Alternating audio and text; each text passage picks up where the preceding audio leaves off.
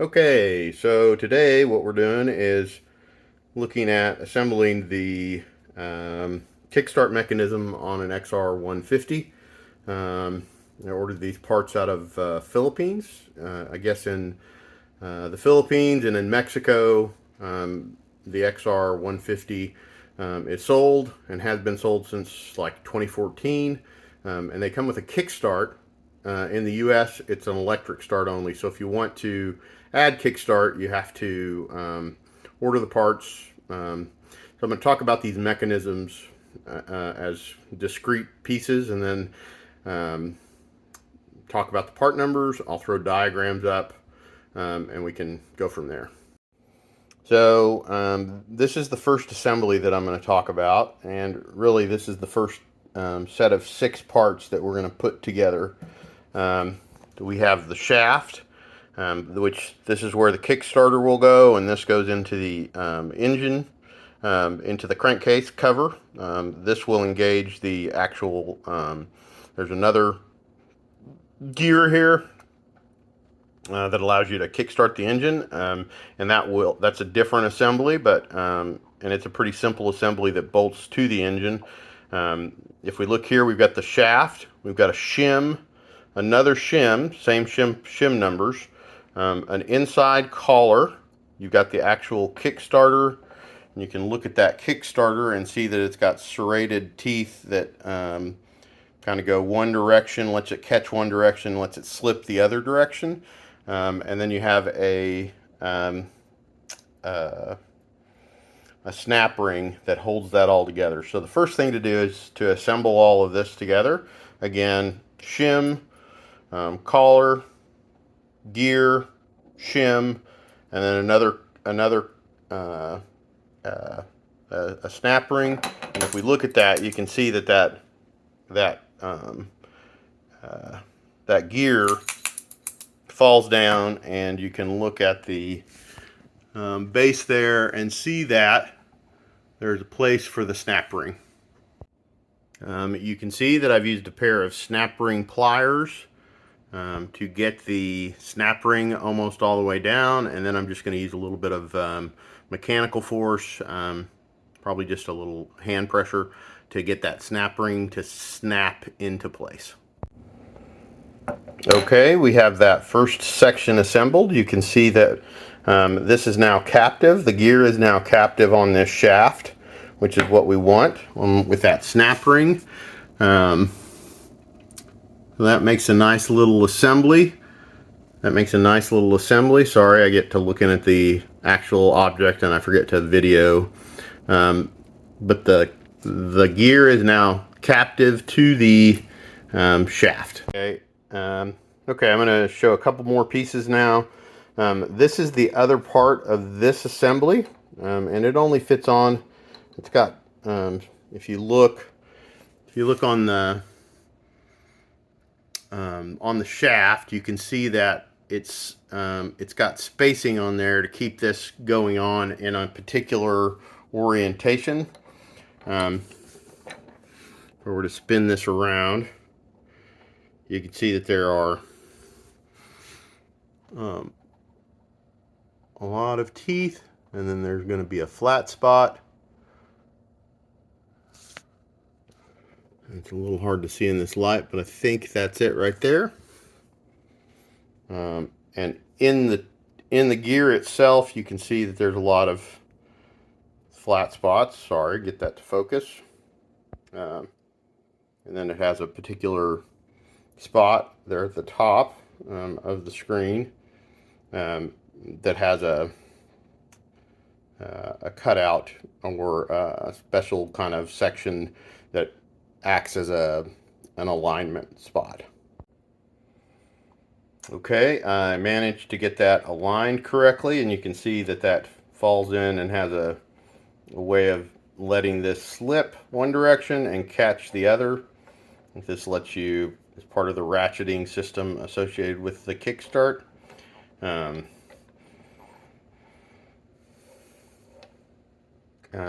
That probably goes on as we install it into the bike. If we look at the rest of this assembly, you see you've got a hole here you've got a spring, and that spring has a little nibbin there to allow you to do that. And then you've also got this plastic or polyurethane or some kind of industrial plastic collet that falls into that. So what you do is you align that collet with the nibbit on that, and these are technical terms, nibbit and collet, and then you slide the whole thing into the shaft, and it falls into that hole.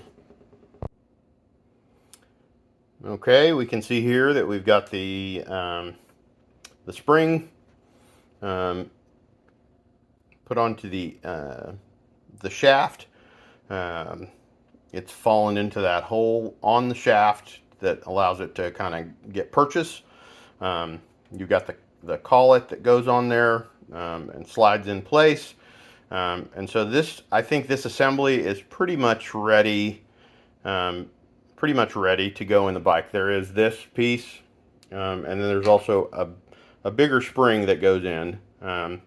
Along with that, we're going to talk about the piece that gets clamped into the bike. So on the bike there is an output shaft, and this gear, along with it, has an inner bearing or race that slides onto the shaft in the engine. And I'm not sure the orientation, if it's this way or that way, but we'll figure that out when we get there.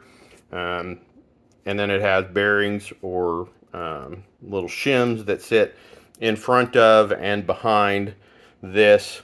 And again, another snap ring that will hold this gear to the engine case. Then this shaft goes in next to that and engages that gear when you're doing the kickstarting, is my understanding of how this all works. Again, just sitting here with the parts on my kitchen counter. This will give you an idea of how this falls into your crankcase. The gear on the right will again attach to your engine, and with a pair of snap rings get held into place, and that may be just an idler, I'm not exactly sure. And then this will turn the engine. There's a spring on the far end of this shaft that pushes that collet, this other collet, in to engage, and it lets it slip one direction and catches the other direction. Okay, here we are. We're still talking about this spindle and the gears.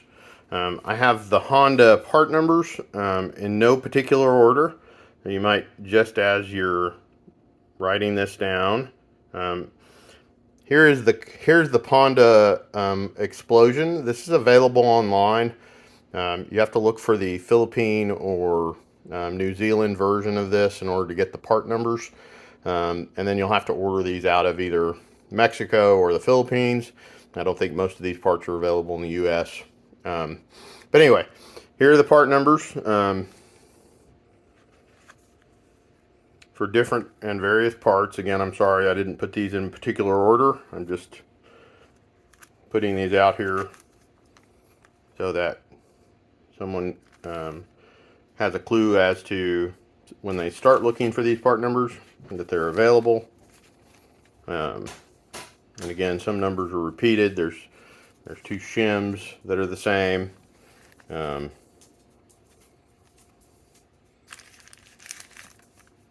this is not including the gear. That little box is over on my desk. I'll try and include all of these part numbers in the description. This, I believe, is the part that goes on the end of this shaft with this spring that would be facing the engine. So this goes on, that goes on and then faces the engine. This snap ring, I believe, goes to that, and so I'm going to zip tie these all these pieces together so that I don't lose them.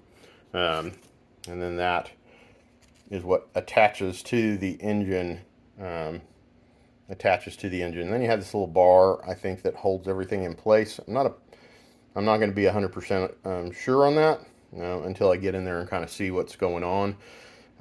Again, I'll look at the service manual as well, which is available online, and use that as a guide.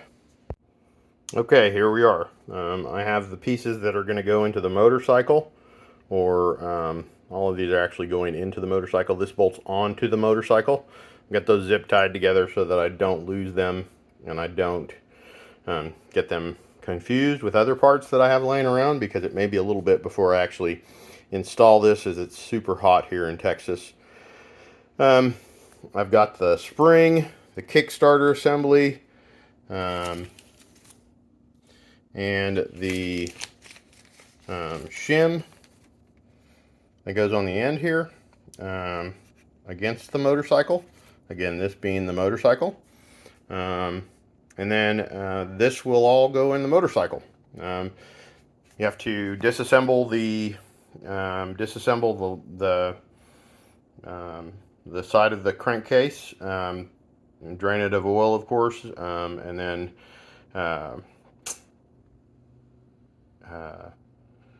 pull the clutch basket.